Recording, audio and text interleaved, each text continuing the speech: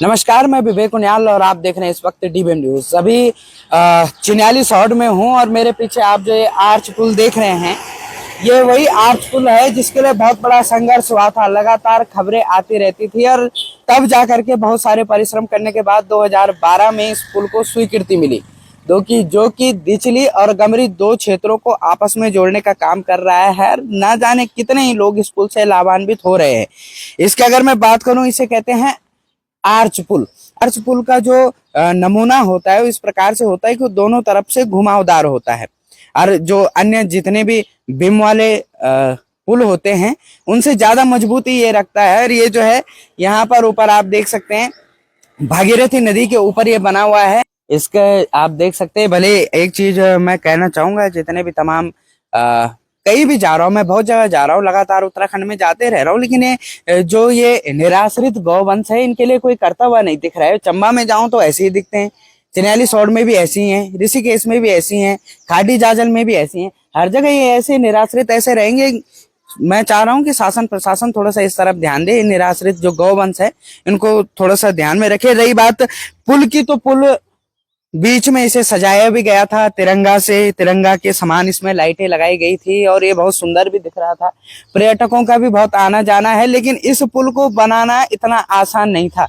इस पुल को बनाने के लिए बहुत बड़ा एक संघर्ष लगा है और वो संघर्षशील जो व्यक्ति थे, इस पुल के जो योद्धा थे, उनसे आपको रूबरू कराते हैं। तो उनसे बात कीजिए, उनको जानिए कि ये पुल आज जो हम देख रहे हैं, भले हमें बहुत आसान लगता है ये देखना, यहाँ पर सुंदर मनोरम दृश्यों का आनंद लेना, लेकिन असल में इसके पीछे कहानी क्या है वो आपको सुनाते हैं। और पूरे चिन्याली सौड़ में दो ही आकर्षण का केंद्र मुझे लगते हैं, या तो है हवाई अड्डा या तो फिर है आर्च ब्रिज। लेकिन ये आर्च ब्रिज भी इतने आसानी से नहीं मिला है। इस आर्च ब्रिज के लिए भी जो है बहुत सारी मुश्किलों का सामना करना पड़ा, बहुत सारे जत्न दिखाने पड़े और ये सब किया है। यूं तो सभी जितने समाज सेवी और जितने भी यहाँ के स्थानीय जनता थी, सबने जो है इसमें बढ़ चढ़ करके भाग लिया। लेकिन किसी एक दल का एक नायक जरूर होता है और इस दल का नायक थे जीत सिंह राणा भड़कोटी जी। वो अभी यहाँ पर मेरे साथ हैं, इनसे भी हम बात करेंगे कि किस प्रकार से उस समय पे जो सामंजस्य बना इस पुल को लेकर के। सबसे पहले तो बहुत बहुत स्वागत है राणा जी आपका। धन्यवाद आपका और आपके चैनल और आपके जो दर्शक हैं उन्हीं सभी लोगों का धन्यवाद। राणा जी, थोड़ा शुरू से शुरुआत करते हैं जरा। कहाँ से शुरुआत, कब आपको इसकी कमी खलने लगी कि हमें जो है पुल की आवश्यकता है, अब पुल चाहिए? देखिए, ये जो पुल है 2004 में इसका स्टॉप हो गया था कि यहाँ पे पुल नहीं बनेगा, और जो पीएचडीसी ने कहा है कि भाई ये हमारे प्रोजेक्ट में कहीं पे भी ये पुल नहीं है। तो मैं इससे पहले चंडीगढ़ में मेरा व्यापार था और 1985 से और 2004 तक मैं चंडीगढ़ में था, और 2004 में मैं यहाँ पे आना जाना शुरू हो गया था, क्योंकि मेरे मन में कुछ वहाँ पे व्यापार में कुछ लॉस आए और उसमें मैंने सोचा कि अब मैं अपने जन्मभूमि के लिए कुछ करूँगा और वहाँ पे रहूँगा। ऐसा मेरा मन में ख्याल आया। तो जब मैं यहाँ पे आया चंडीगढ़ से, तो 2 दिन जब मैं आया, तो मैं चंडीगढ़ से आया, मेरे पास ज़्यादा पैसे भी नहीं थे क्योंकि मेरे को 15 लाख का उसमें लॉस हुआ था कुछ बिजनेस में। और मैं जब यहाँ पे आया तो मुझे यहाँ वार आने के लिए, गंगा पार आने के लिए, क्योंकि मेरा गाँव यहाँ ऊपर है गमरी पट्टी में, भड़कोट गाँव में, तो वहाँ पे जब मैं आया तो मुझे यहाँ 8 बजे के बाद नाव का मेरे पास नंबर नहीं था। मैं एक नया था वहाँ, क्योंकि मैं भारी ज़्यादा रहता था। जब मैं यहाँ आया तो देखा तो मेरे पास ज़्यादा पैसे भी नहीं थे, 150 रुपये जो भी पड़े थे उससे मैंने कुछ खाना खाया, और उसके बाद मेरे पास होटल में रहने के लिए कुछ पैसे नहीं बचे।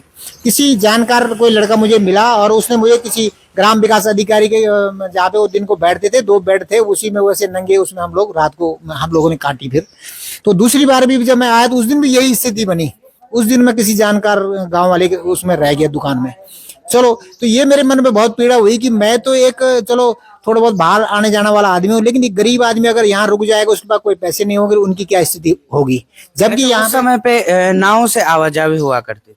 जी, नाव का टाइम था शाम को 8 बजे लास्ट था, उसके बाद नाव नहीं चलती थी। अच्छा, वो नावें प्राइवेट चलती थी या सरकार द्वारा चलाई जाती थी? नहीं, उसके लिए टीएचडीसी ने व्यवस्था की थी कि हम यहाँ पे आपको आर पार करने के लिए नाव की व्यवस्था करेंगे। लेकिन उस यहाँ का जो 40 गांव के करीब इस क्षेत्र में हमारा पड़ता है। वैसे तो प्रतापनगर क्षेत्र बहुत है, लेकिन हमारी जो उत्तरकाशी डिस्ट्रिक्ट का है, तो यहाँ का मेन बाजार हमारा यही है। और मेन बाजार की वजह से हम लोग, हमारा यहाँ आवाजाही, और जो हमारे जितने भी स्कूल हैं, तहसील है, ब्लॉक है, सब उस पार है। यहाँ पे एक ऑफिस के नाम का कोई जीरो है। तो इसलिए हम लोगों को बहुत पीड़ा थी कि ये तो बड़ी समस्या, हमारा सारे काम ही उधर है। तो बच्चे भी बहुत होते थे, तो 2000 तो रोज के बच्चे होते थे, और उसके बाद आम जनता होती थी। तो इसलिए हम लोगों ने फिर ये चला थोड़ा थोड़ा बीच में किया, किसी ने एक दिन झंडा किया, तहसील में गए, किसी पार्टी ने भी किया है, बीजेपी ने। लेकिन मैं बीच में बीजेपी में मैं 2004 में सांसद महाराज जी के सानिध्य में मतलब शामिल हुआ था उत्तरकाशी में, और इस मकसद से फिर मैं उनके साथ थोड़ा बीजेपी में रहा। लेकिन बीच में क्या ऐसी स्थिति थी कि बीजेपी के वाले कहते थे कि नहीं साहब, ये जो केंद्र की सरकार थी वो बोलती थी कि ये राज्य सरकार का काम है, और जो राज्य सरकार के लोग होते थे राजनीतिक पार्टी, वो कहते थे ये केंद्र सरकार का काम। टाल मटोली कर रहे थे मतलब। बिल्कुल। यहाँ तक कि बीच में खंडूड़ी जी जब मुख्यमंत्री से उतरे, तो उस समय भी ये बात आई है। खंडूड़ी जी गेस्ट हाउस में थे, मैं भी उसमें मीटिंग में था। तो उन्होंने जब वो उतर के आए मुख्यमंत्री से, तो उन्होंने उनसे भी ये वहां चर्चा हुई है।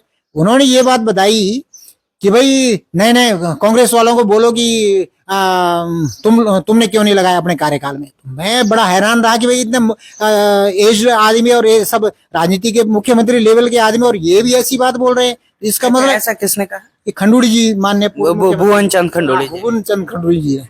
तो मुझे लगा कि अब मुझे वहां पे बोलना अच्छा नहीं लगा कि सम्मानित लोग थे, लेकिन मुझे मेरे मन में ये ख्याल आया कि जब इतने शीर्ष नेता इस तरह की बात कर रहे हैं, तो मेरे को लगता अभी इनका कोई इरादा नहीं है।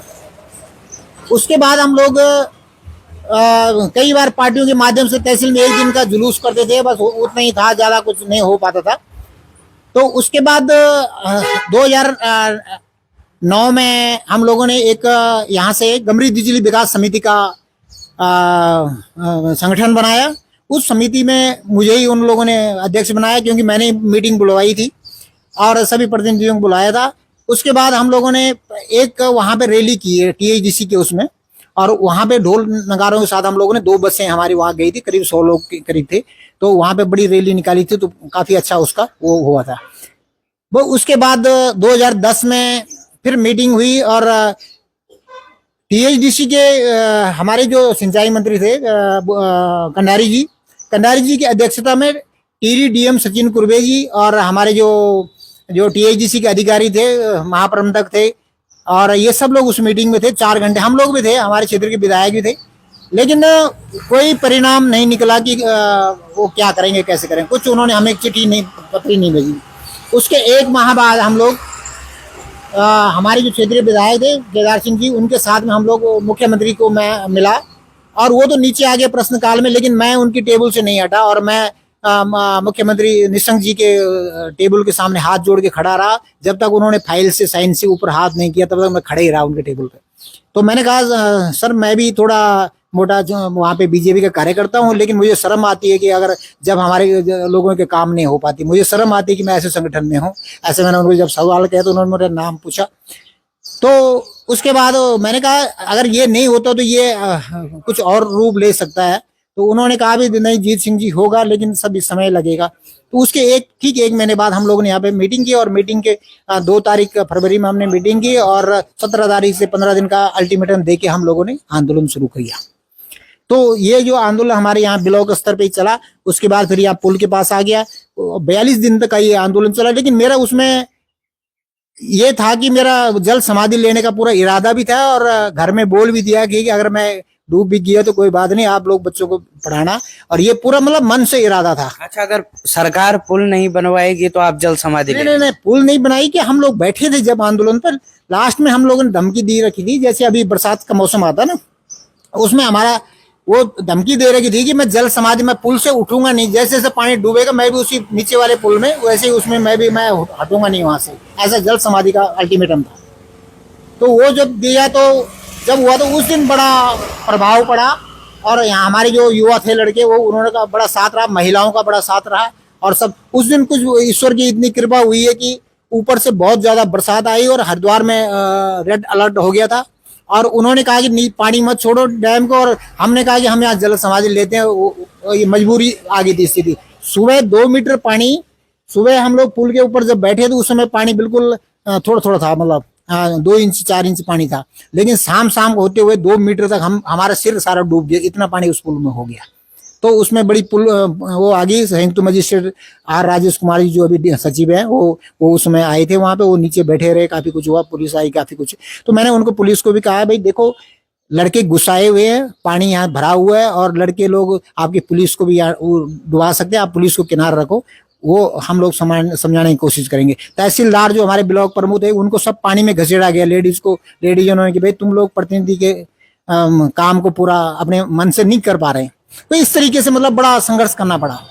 तो उस दिन ऐसी स्थिति आई कि पीएचडीसी के जब 5 अधिकारी आए तो उनको भी हम लोगों ने, और आर राजेश कुमार संयुक्त मजिस्ट्रेट थे, उनको भी, और सबको ब्लॉक में बंद किया गया। रात को 10 बजे तक हम ब्लॉक में सभी लोग बंद हो गए, मतलब कि भाई तब तक आपको नहीं छोड़े जाएंगे। दूसरे दिन उनके उप महाप्रबंधक डीएस कुंड जी आए और उन्होंने वहां का जायजा लिया। उन्होंने कहा भाई ये बिल्कुल सच्चाई है, ये हमारे प्रोजेक्ट में कैसे छूट गया। और ये उसके बाद नीचे से गढ़वाल कमिश्नर और मुख्य सचिव हमारे जो थे उनकी हरिद्वार में वार्ता चली, उनकी मीटिंग वहां चली और हमारी मीटिंग यहाँ चली। सभी लोग जो थे हमारे क्षेत्र के लोग, सभी लोग ब्लॉक में मीटिंगें चली। उसके बाद शाम तक, रात को 10 बजे तक निर्णय हो पाया दूसरे दिन कि भाई ठीक है हमने मीटिंग कर ली और इस पुल को हम लोग रखेंगे, क्योंकि ये हमारा भी यही मुद्दा था कि जब आप हमारी संपत्ति को डुबो रहे तो हमारी संपत्ति वापस, हमें दूसरा पुल भी चाहिए, हम कोई नाजायज मांग तो कर ही नहीं रहे थे। तो इस तरीके से इसमें बड़ा विवाद हुआ। उसके बाद आंदोलन का हम लोगों ने जब हमारे संसदीय सचिव गोपाल सिंह रावत जी उत्तरकाशी के जो विधायक थे, तो उन्होंने कहा भाई उठ जाओ, हम लोग आ रहे हैं आपको। मैंने कहा जब तक आप वहां की कार्रवाई की हमें कॉपी नहीं दिखाएंगे तो हम लोग कैसे मान सकते हैं भाई पीठ पीछे क्या किया आपने, किया नहीं किया। लेकिन डीएस कुंड जी ने हमें, अभी भी मेरे पास प्रूफ है, भले यहाँ नहीं है घर में है, उन्होंने लिखित में दिया है कि सैद्धांतिक स्वीकृति के तौर पे जब कमिश्नर और उनसे बात होगी तो उन्होंने लिख के सैद्धांतिक स्वीकृति दी कि आपके लिए पुल जरूर बनेगा। और उसके बाद यह पुल की प्रक्रिया शुरू हुई है जी।